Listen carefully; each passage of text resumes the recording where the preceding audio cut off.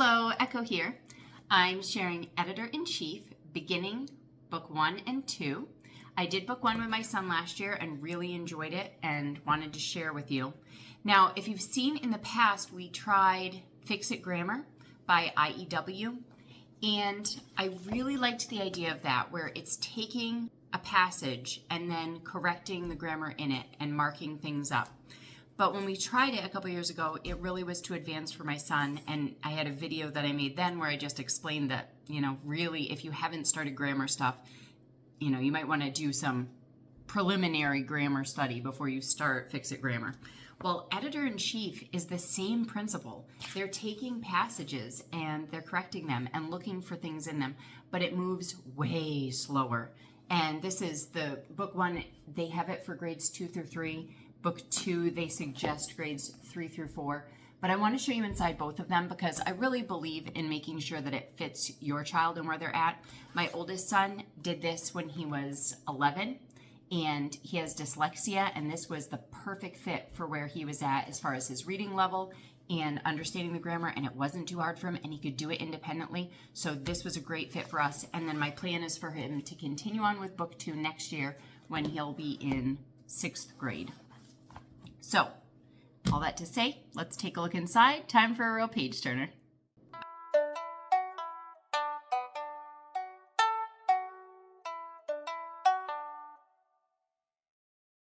Editor-in-Chief, beginning 1 and beginning 2. Grammar disasters and punctuation faux pas. Okay, so we'll start with this beginning 1. It's grades 2 and 3. And I will show you right here, these are the skills that they're going to be practicing. Capitalization, punctuation, and verb tenses, contractions, nouns and pronouns, singular and plural, am, is, and are, I and me, subject-verb agreement, was and were, run-on sentences, sentence fragments, good and well, comparisons, homophones.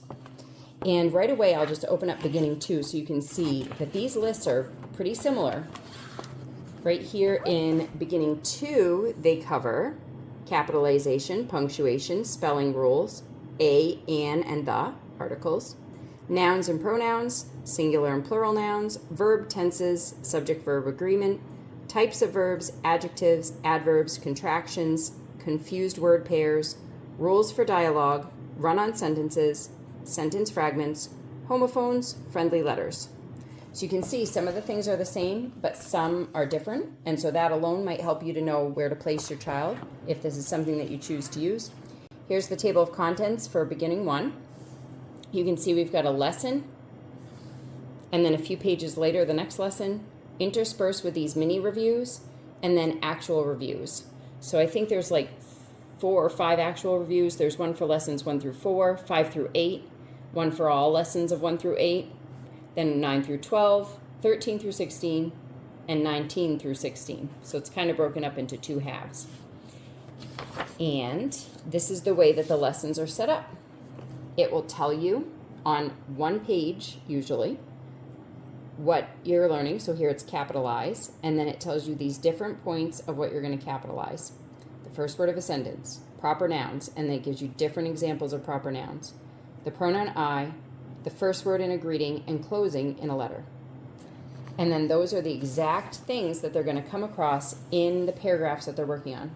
And all the paragraphs are different. Some are little stories, some are facts about things, all different types of subjects. So it's interesting for any child. And here we've got however many things that they need to fix in it. So they'll put those there, and they can cross them off as they go. Okay, and then here we've got lesson 2. This is on punctuation. It's saying use a period here, use a question mark, exclamation mark, or quotation marks. Then over here, a comma, and that one has quite a few rules with it, but here we go, just those 2 pages, and you can see the font's pretty big on here. This was exactly the amount that my son was able to take in without it being overwhelming, and he could look. I only had him do 1 or 2 a day. I kept it real simple for him. I felt like if it got easy for him, then he could do more. But I didn't want him to be overwhelmed. I didn't want him to think of grammar as this hard, annoying, horrible thing. Okay, this shows you what one of the mini reviews would look like. Again, they'll show them exactly what they need to find, and they can cross it off as they go. And they're all about different things. Here we've got a letter. So all a little bit different. Here's another lesson. Okay, so as this goes through, you'll notice the size of the paragraphs and that there's probably like 4 or 6, between 4 and 6 probably per lesson. So here they will have the lesson page, and then here 1, 2, 3, 4, 5, 6, and then a new lesson. So there's only a few paragraphs that they have to practice with. And so that's something too. If there's something that your kid's really solid on, just skip those ones. That's fine too. Or go up to the next level. And then the answers are right in the back. And I really like the way they have the answers set up because they show you exactly where the answers are with these little numbers as well as it being bolded. But then with the number, it tells you what the rule is. So you don't have to go back to the lesson and be like, okay, what was the exact rule that this number here represents? Or flipping back and forth. So I felt like this was very easy to correct and easy to see what he was doing. Okay, and then in beginning 2, now you're going to see that the lesson is a little bit longer. All the font is a little bit smaller. The book itself is a little bit thicker.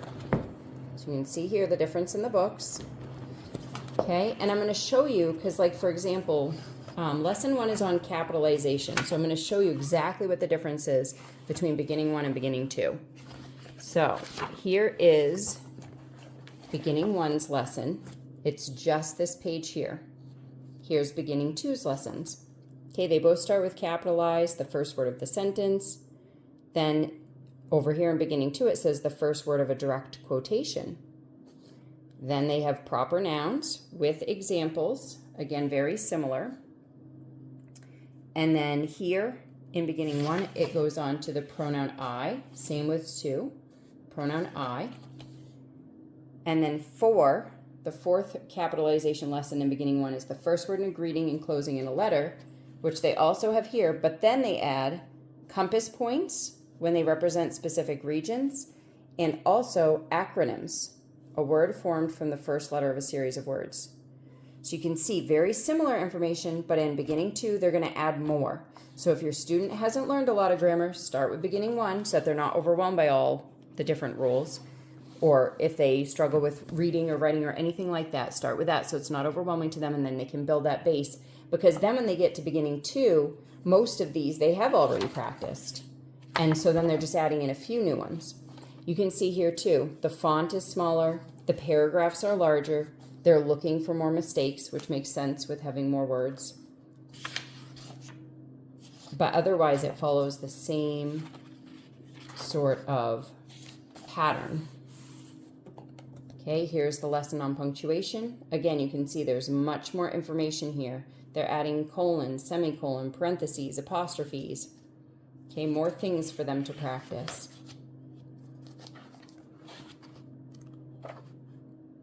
Here's nouns and pronouns. So now there's more like 2 pages of the lesson, but there's still only 6 paragraphs to practice.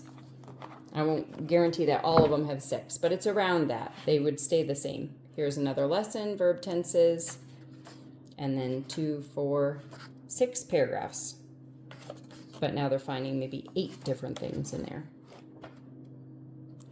I'm definitely looking forward to using this again this coming year, and I think my son will be able to handle this. I think if I had given him this last year, he would have felt overwhelmed.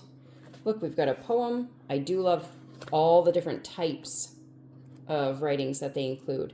And then the fact that they're learning grammar in context. And then here's the answer key here. They do the same thing where it's numbered and bolded so that you can see what needs to be changed. And then down here with the numbers, they let you know what the rule is. Very streamlined, very straightforward. Again, that similar feel to Fix-It Grammar, but definitely more step-by-step, slowly along with learning. Well, I hope this was a good comparison and that you feel confident if you're going to choose one of these levels for your student. Remember that real life is messy and beautiful, and better with books.